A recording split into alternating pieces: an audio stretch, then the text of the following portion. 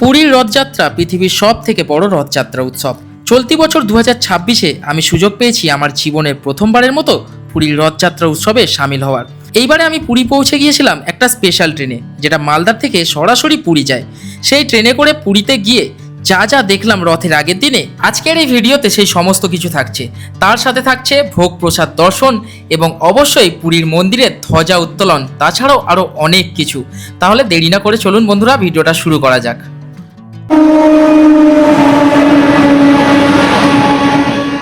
রথযাত্রায় পুরীতে যাওয়ার ইচ্ছা বহুদিন ধরে ছিল, তবে সেই ইচ্ছা পূরণের পথে এই 2026-এর আজকে 14ই জুলাই এই মুহূর্তে দাঁড়িয়ে রয়েছি আন্দুল স্টেশনের 5 নম্বর প্ল্যাটফর্মে।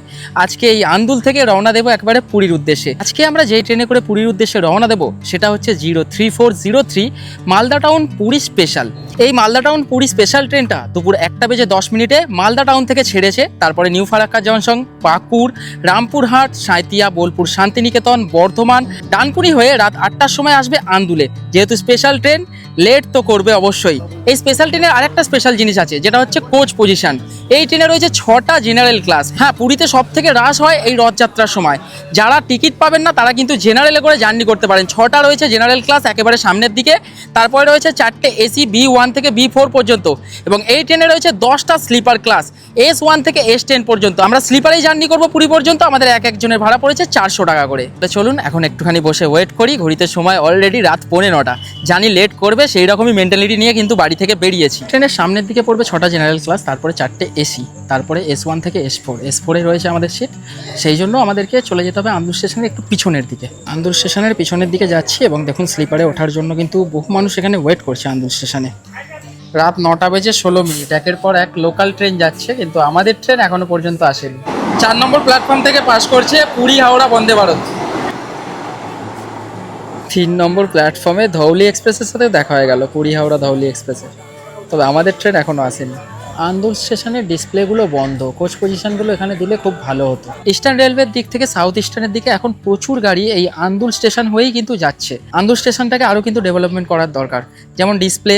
তারপরে রয়েছে এখানে কিন্তু কোনো প্ল্যাটফর্মে দেখলাম না পানীয় জলের ব্যবস্থা রয়েছে, সব কলগুলো খারাপ। ফাইনালি রাত 9:25 আন্দুল স্টেশনের 5 নম্বর প্ল্যাটফর্মে প্রবেশ করছে Malda town Puri special.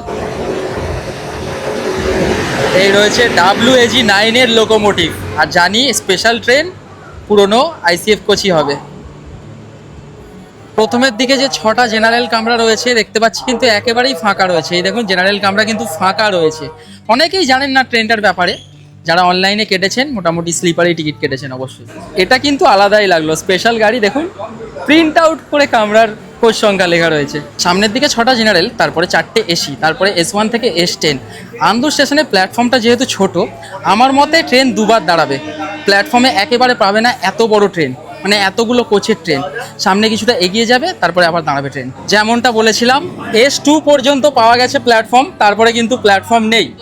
S2 পর্যন্ত ট্রেন প্ল্যাটফর্ম পেয়েছে, আমাদের S4 কোচে রয়েছে সিট। সুতরাং এখান থেকে উঠে পড়ি S3 দিয়ে। ভেবেছিলাম ট্রেন প্ল্যাটফর্মে আরেকবার দাঁড়াবে, যেহেতু সব কোচগুলো প্ল্যাটফর্মে আসেনি। আন্দুলের প্ল্যাটফর্ম তো ছোট, তবে ট্রেন দাঁড়ালো না, ফুল স্পিডে স্কিপ করে চলে গেল। চলুন তাহলে উপরে উঠে একটু কোচটা দেখিয়ে দিই, পুরোনো ICF কোচ যেহেতু স্পেশাল ট্রেন। এই যে প্রথমেই এদিকে রয়েছে ওয়াশ বেসিন, আয়না, তার সাথে এদিকে দুটো কিন্তু টয়লেট থাকবে, একটা ইন্ডিয়ান, একটা এদিকে ওয়েস্টার্ন থাকবে। আর এই রয়েছে স্লিপার কোচ। রাত্রেবেলা মোটামুটি অনেকেই দেখলাম শুয়ে পড়েছে। স্লিপারে আমাদের সিট পড়েছে 45 আর 46, মিডিল অ্যান্ড আপার। আজকের আমাদের এই স্পেশাল ট্রেন আন্দুল থেকে ছাড়ার পর থামবে খড়গপুর, বালেশ্বর, ভদ্রক, যাজপুর, কেওনঝর রোড, কটক, ভুবনেশ্বর, তারপরে খুর্দা রোড, তারপরে একেবারে আমাদের গন্তব্য পুরী। এই ট্রেনেতে আলাদা করে সেই রকম আর কিছু দেখানোর নেই, মোটামুটি খাওয়া দাওয়া করব এবং শুয়ে পড়বো। যেহেতু প্রায় 9:30টার সময় আন্দুল স্টেশনে ট্রেন এলো, মোটামুটি উঠে দেখছি সব সহযাত্রীরা রাতের খাবার শুরু করে দিয়েছে। খাওয়া দাওয়া করে সবাই এবার শোয়ার তোড়জোড় করবে, সুতরাং আমাদেরকেও খাওয়া দাওয়াটা সেরে নিতে হবে। চলুন। রাতের খাবার আজকে এনেছে কাঞ্চনদা বাড়ি থেকে, রুটি, আলু ভাজা, আর আমি তো মিষ্টি নিয়ে নিলাম দাসনগর থেকে যখন উঠছিলাম। চলো দাদা, খাওয়া যাক। চলো। রাতের খাবার একেবারে সুন্দর করে সাজিয়ে নিয়েছি। এই যে রুটি, আলু ভাজা, জিলাপি, তার সাথে মিষ্টি। খাওয়া দাওয়া করতে করতে খড়গপুর আসার আগে ট্রেন বেশ ভালো স্পিডে টানছিল। রাত্রে পুরো কোচ অন্ধকার হয়ে গেল, তাই আমরাও শোয়ার তোড়জোড় করলাম। তবে তার মধ্যেই চলে এলো খড়গপুর স্টেশন, তাই একটুখানি খড়গপুরে নামলাম। রাত 11:25 খড়গপুরে আমাদের ট্রেন প্রবেশ করলো। এখানে আসার কথা ছিল রাত 9:45, অর্থাৎ 1 ঘন্টা 45 মিনিট লেটে খড়গপুরে ট্রেন প্রবেশ করলো। আমাদের কো প্যাসেঞ্জাররা খড়গপুর থেকে উঠলো, এবারে মোটামুটি শুয়ে পড়বো। খড়গপুরে এই ট্রেনের 5 মিনিট স্টপেজ ছিল, 5 মিনিট দাঁড়িয়ে কিন্তু ছেড়ে দিল। খড়গপুর থেকে ছাড়ার পর আর তেমন কিছু করার নেই, শুয়ে পড়ি, দেখা হচ্ছে সকালবেলা।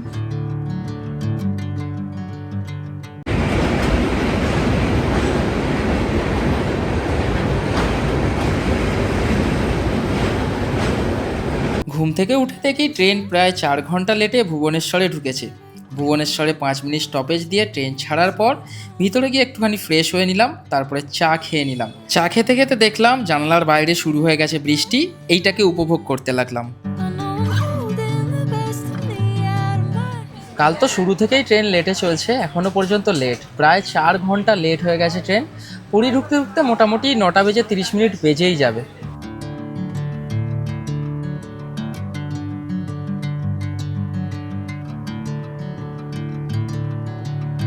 বন্ধুরা, ফাইনালি 9:30 পুরী স্টেশনে আমাদের ট্রেন প্রবেশ করলো, প্রায় 4 ঘন্টা লেটে।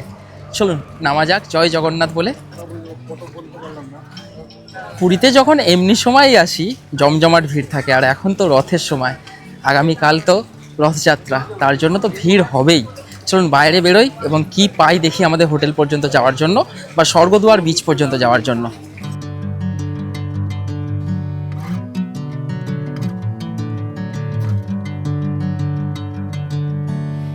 সাধারণত প্রত্যেকবার আমরা এই দিক থেকে বাইরে বেরিয়ে যাই, আজকে এই যেখানে টিকিট কাউন্টার সেখানে উঠলাম, কারণ একটা জিনিস দেখতে পেলাম, পুরী স্টেশনেই রয়েছে রথ।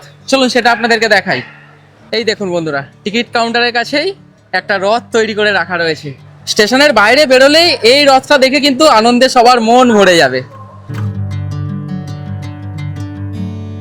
স্টেশন থেকে বাইরে বেরিয়ে যেটা চোখে পড়ছে ব্যবস্থাপনা দেখুন, সুন্দর সেট করে এখানে কিন্তু চিকিৎসালয় করে রাখা রয়েছে। একদম স্টেশনের বাইরেই দেখুন এই যে হসপিটাল, চিকিৎসালয়, এমার্জেন্সিতে আপনারা এখানে এসে চিকিৎসা করাতে পারেন রথের সময়।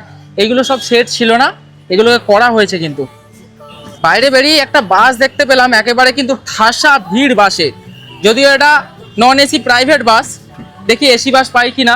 আমরা একটু সামনের দিকে এগিয়ে গেলে ওইদিকে কিন্তু ফাঁকা পেতে পারি। চলুন, যখনই দুজন বন্ধু মিলে আসি তখন কিন্তু আমরা পাবলিক ট্রান্সপোর্ট ইউজ করার চেষ্টা করি, কারণ অটো টোটো মোটামুটি 200 থেকে 250 টাকা নিয়ে নেবে স্বর্গদুয়ার বিচ পর্যন্ত। দেখা যাক আজকে কি পাই। স্টেশন থেকে বেরিয়ে আমরা ডান দিকে চলে এলাম, আগের ভিতরে পার্কিং ছিল, এখন দেখতে পাচ্ছি অটো টোটো সমস্ত রাস্তার ওপরেই পার্কিং। আর ভিতরে প্যান্ডেল হয়েছে, দেখে মনে হচ্ছে রথযাত্রা দেখতে আসবে যেসব যাত্রীরা, তাদের জন্য আশ্রয়স্থল করে রাখা রয়েছে। দেখা যাক আপনাদেরকে দেখাতে পারি কিনা। চলুন। একদমই বন্ধুরা, এই দেখুন এই দিক থেকে হচ্ছে প্রবেশ পথ, টিকিট কাউন্টার, এবং এই ভিতরে কিন্তু প্রচুর জায়গা রয়েছে যেখানে মানুষজন এসে ওয়েট করতে পারে। পুরো প্যান্ডেল করে রাখা রয়েছে, বৃষ্টিতে কোনো রকম অসুবিধা হবে না। যেভাবে পুরী স্টেশনের বাইরে ভিড় এবং যেভাবে প্রাইভেট বাসে ভিড়, সরকারি বাস চলছে না, মোটামুটি সিজনে সরকারি এসি বাসগুলো বন্ধ থাকে। আমরা একটুখানি এগিয়ে যাব, গিয়ে কোনো শেয়ার অটো বা টোটো ধরার চেষ্টা করবো। চলুন, স্টেশন থেকে সোজা আমরা এই পারের রাস্তায় চলে এলাম, হাঁটা দেবো, কোনো শেয়ার অটো টোটো পেলে যাব। আর একটা জিনিস আপনাদেরকে দেখিয়ে দিই, প্রচুর পুলিশ পোস্টিং কিন্তু পুরী রেলওয়ে স্টেশনের কাছে হয়েছে, প্রচুর, কারণ এত ভিড় হবে এই দুদিন সামলানোর জন্য, এটা বেশ ভালো জিনিস। চলুন এগিয়ে যাই। এই দেখুন এই রাস্তায় প্রচুর টোটো অটো বলবে যে দাদা যাবেন নাকি স্বর্গদুয়ার, দেখা যাক তাদের সাথে দাম দর করে কতটা যেতে পারি। জাস্ট একটুখানি আগিয়ে এসে আমরা কিন্তু একটা ইলেকট্রিক টোটো পেয়ে গেলাম, মাথা পিছু 50 টাকা করে নেবে। আরও 4 জন কাকিমা যাচ্ছে, তাদের সাথে শেয়ার করে আমরা সামনে বসে দুজন চলে যাব। চলুন, একদম বাজারে নামিয়ে দেবে।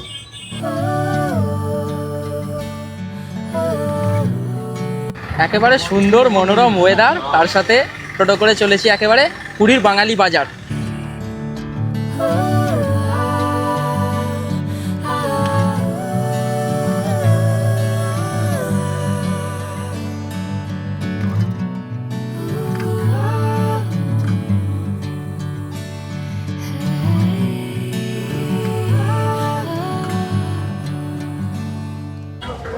মিনিট 10-এর ভেতরে আমরা চলে এলাম একদম স্বর্গদুয়ারে শ্রী চৈতন্যদেবের স্ট্যাচুর কাছে। শেয়ারিং টোটো করে এলাম, আমি একটু ভুল শুনেছিলাম, মাথা পিছু 25 টাকা, আমাদের দুজনের পড়লো 50 টাকা, এর থেকে সস্তা আর হতে পারে না। চলুন এইবারে যাব পায়ে হেঁটে হোটেলে। বিছে নেবে আমরা এই পথে তো বাজারের দিকে হোটেলে যাবই, তার আগে যেটা করতে হবে পুরীতে এসে প্রথমেই এই সুন্দর ওয়েদারে সমুদ্রের দর্শন। চলুন। বাবা রে বাবা, স্বর্গদুয়ার বিচে কি ভিড়! এই ভিড় তো আমি আগে কোনোদিনও দেখিনি। বাবা রে বাবা, দেখুন শুধু, উফ কি লেভেলের ভিড় বলে এটাকে। আজকে হচ্ছে 15ই জুলাই, কালকে 16 জুলাই পুরীতে রথযাত্রা। এই লেভেলের ভিড় পুরীর স্বর্গদুয়ার বিচে আমি এর আগে কোনোদিনও দেখিনি। বাপ রে বাপ, চারিদিকে শুধু মাথা আর মাথা।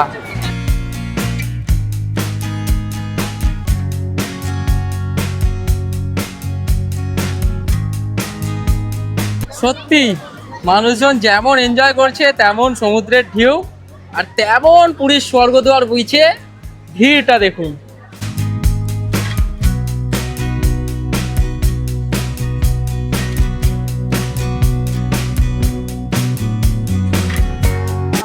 স্বর্গদুয়ার বিচ থেকে আমরা হেঁটে চলছি এখন আমাদের হোটেল বাঙালি বাজারের কাছে।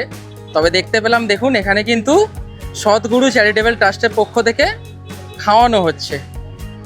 স্বর্গদুয়ার থেকে পায়ে হেঁটে আমরা চলে এলাম ক্যামেলিয়া হোটেলের কাছে। এই গলি থেকে ঢুকে আমরা চলে যাব বাঙালি বাজারের কাছে, কারণ সেখানেই আমরা হোটেল বুক করে রেখেছি।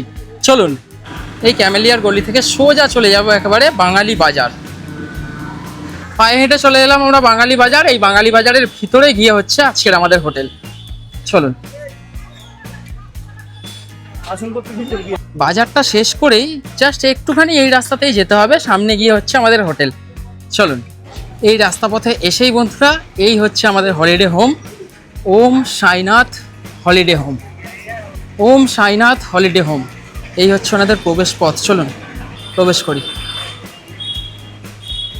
এখানে প্রবেশ করার পর ডান দিকেই রয়েছে রিসেপশন, এবং ভিতরে প্রবেশ করে লম্বা করিডোর, নিচে ডান দিক বরাবর রয়েছে রুমগুলো, এবং এই দিক দিয়ে সিঁড়ি উঠে গেছে। উপরে রয়েছে ফার্স্ট ফ্লোরে আমাদের রুম। চলুন ফর্মালিটিস কমপ্লিট করে নিই, তারপরে উপরে যাব। রিসেপশনে সমস্ত ফর্মালিটিস কমপ্লিট করে আমরা চলে এসেছি সিঁড়িপথে ফার্স্ট ফ্লোরে। দেখুন এখানে কিন্তু অ্যাকোয়াগার্ডের জলের ব্যবস্থা আপনারা পেয়ে যাবেন।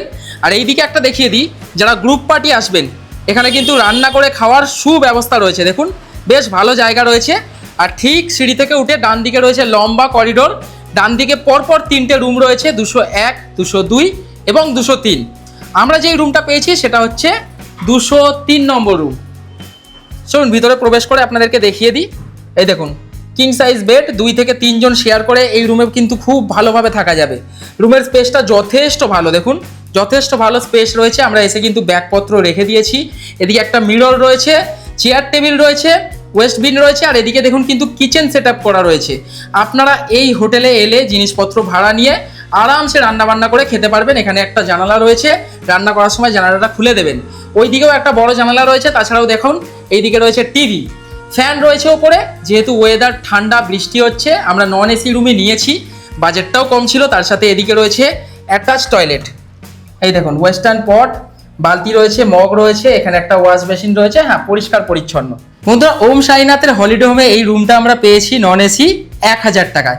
অফ সিজনে যখন আপনারা এই হোটেলে আসবেন মোটামুটি 600 থেকে 800 টাকায় এই রুমটা পেয়ে যাবেন। সামনেই বাঙালি বাজার, বিভিন্ন জিনিসপত্র কেনাকাটা করে আপনারা রান্না বান্না করে খেতে পারেন। এদের এসি রুম মোটামুটি 1500 টাকায় পাওয়া যায়, তবে আমরা এসি নিইনি। আজকে ওয়েদার বেশ মনোরম, আমরা দুদিন থাকবো, মোটামুটি 1000 টাকায় দুজন রয়েছি, বেশ বাজেটে কিন্তু পেয়ে গেছি। এখন চেক ইন করে প্রথম কাজ হচ্ছে একটুখানি ফ্রেশ হয়ে নেবো, তারপরে গিয়ে ব্রেকফাস্ট করে নেবো, তারপরে মন্দিরে যাব। চলুন। ফ্রেশ হয়ে বাইরে বেরোলাম ব্রেকফাস্টের জন্য, এবং চলে এলো বৃষ্টি। বৃষ্টিতে একটু দাঁড়িয়ে গেলাম, এবং পাশেই দেখলাম একটা সাউথ ইন্ডিয়ান দোকান রয়েছে, যেখানে ইডলি, বড়া, ডোসা, দই বড়া, বিভিন্ন ধরনের জিনিস পাওয়া যাচ্ছে, এবং প্রাইসটাও বেশ অ্যাফোর্ডেবল। ইডলি বড়া 50 টাকা প্লেট, এবং দই বড়া 40 টাকা প্লেট। আমি নিলাম দই বড়া। সত্যি কথা বলতে দই বড়ার টেস্ট ছিল দারুণ। ব্রেকফাস্ট করে হোটেলে ফেরত গিয়ে একটুখানি রেস্ট নিয়ে নিলাম। রেস্ট নিয়ে একেবারে স্নান টান করে ফ্রেশ হয়ে এখন চলেছি মন্দিরের পথে।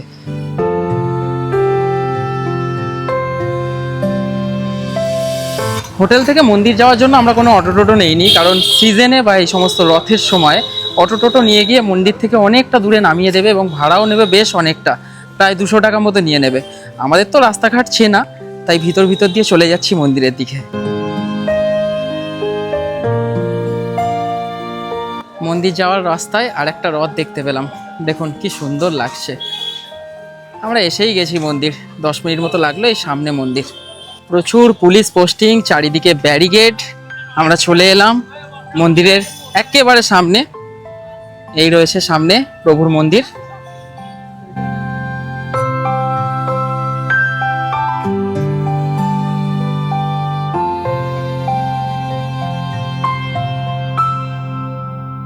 এই দিক থেকে আমরা হেঁটে এলাম ঠিক অশ্বদুয়ারের কাছে। এখন তো মন্দিরে প্রবেশ করতে দেওয়া হচ্ছে না সাধারণ দর্শনার্থীদের, যার জন্য অশ্বদুয়ারের বাইরে ভিড়টা দেখুন জাস্ট। সব মানুষ এখানে ওয়েট করছে, ফটো তুলছে, ভিডিও করছে। এই রয়েছে অশ্বদুয়ার। ভগবানের অশ্বদুয়ারের বাইরে থেকে একটা জিনিস দেখতে পাচ্ছি, আপনাদের দেখানোর চেষ্টা করি। দেখুন ভিতরে যে ভোগের বাজারটা রয়েছে সেটা একটু জুম করে আপনাদেরকে দেখানোর চেষ্টা করছি। এই দেখুন সবাই ভোগ প্রসাদ নিয়ে বসে আছে। এই ভোগ প্রসাদ আনন্দবাজারে গিয়ে আপনারাও কিনে খেতে পারেন 50 টাকা 100 টাকার বিনিময়ে। ভিতর দিয়ে এরকম ফুটেজ আমি আগে কোনোদিনও পাইনি। এইখানে দেওয়া হচ্ছে, মানুষজন টাকাও দিচ্ছে দেখতে পাচ্ছি। এই দেখুন মানুষজন এই গেটের সামনে যে ভিড় করে দাঁড়িয়ে রয়েছে, এখানে কিন্তু টাকা দিয়ে কিনছে। বিভিন্ন পুরোহিতরা তারা 5টা 6টা করে প্লেট আনছে, 100 টাকা করে দিয়ে কিনছে। তবে এইভাবে না খাওয়ার থেকে সব থেকে বেটার নর্মাল দিনে ভিতরে গিয়ে বসে আপনারা আনন্দবাজার থেকে কিন্তু মনের মতো প্রসাদ 50 টাকা 100 টাকা 150 টাকা দিয়ে নিয়ে मंदिर भीतर बसे ही खेते पारें, सेटा सब থেকে ভালো। भाई ये क्या है, वहाँ से खरीदना पड़ रहा है? हाँ। खरीदना पड़ रहा है, कितना से खरीदे? 100 का मिलता है, 150 का मिला है। अभी आज 150 का मिल रहा है। हाँ, 150 का मिल रहा है। अच्छा अच्छा 150 लिया, মানে আজকে 150 টাকায় পুরোহিতরা দিচ্ছে, কিন্তু এই সেম জিনিস আমি আনন্দবাজারে ভিতরে গিয়ে বসে খেয়েছি 50 টাকায়। অশ্বদুয়ার থেকে আমরা চলে এলাম মেইন দুয়ারের দিকে। এই দিকে দেখুন 3টে রথ পর পর একেবারে দাঁড়িয়ে রয়েছে।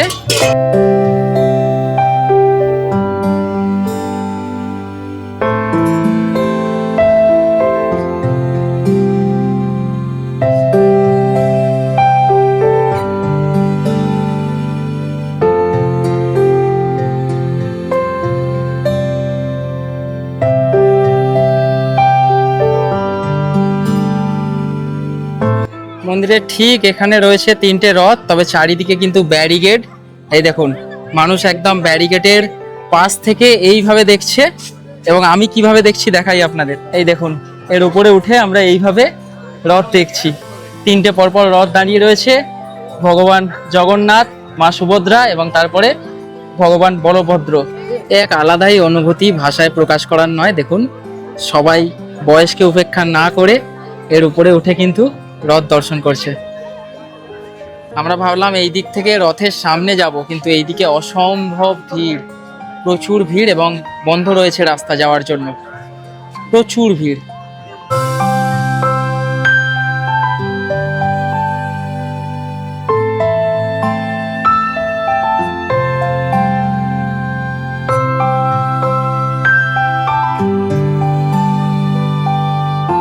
বন্ধুরা এই প্রথমের রথটা তো প্রভু জগন্নাথ দেবের রথ, আপনাদেরকে বললাম। একটু কাছ থেকে আপনাদেরকে দেখানোর চেষ্টা করি। এই দেখুন কত সুন্দর সাজানো হয়েছে রথটাকে। সামনের দিকটায় যেতে পারছি না, যার জন্য আপনাদেরকে দেখাতে পারছি না। সামনের দিকে ভিড়টা শুধু দেখুন, বাবা রে বাবা, উফ।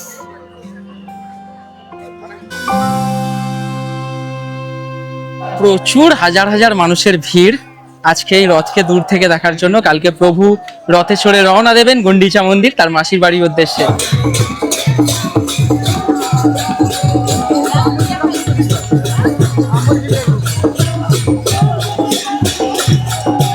বিকেল 5:30 বাজে। এইদিকে মানুষজন কিন্তু অধীর আগ্রহে দেখুন উপরের দিকে তাকিয়ে রয়েছে ধ্বজা উত্তোলন দেখার জন্য। এই দেখুন এইখান দিয়ে উঠছে ধ্বজা পরিবর্তন করার জন্য। এই দেখুন ঠিক এখন এখানে রয়েছে, উপরে উঠবে, এক্ষুনি ধ্বজা চেঞ্জ হবে। আপনারা বছরের যে কোনো সময় মোটামুটি বিকেল 5টার সময় এলে এই ধ্বজা পরিবর্তন দেখতে পারবেন, কারণ বছরে 365 দিনই জগন্নাথ মন্দিরের ধ্বজা পরিবর্তন করা হয়। জয় জগন্নাথ, জয় জগন্নাথ। সাদা ধ্বজা লাগানো রয়েছে, সেটা পরিবর্তন করে আজকে হলুদ ধ্বজা লাগানো হবে।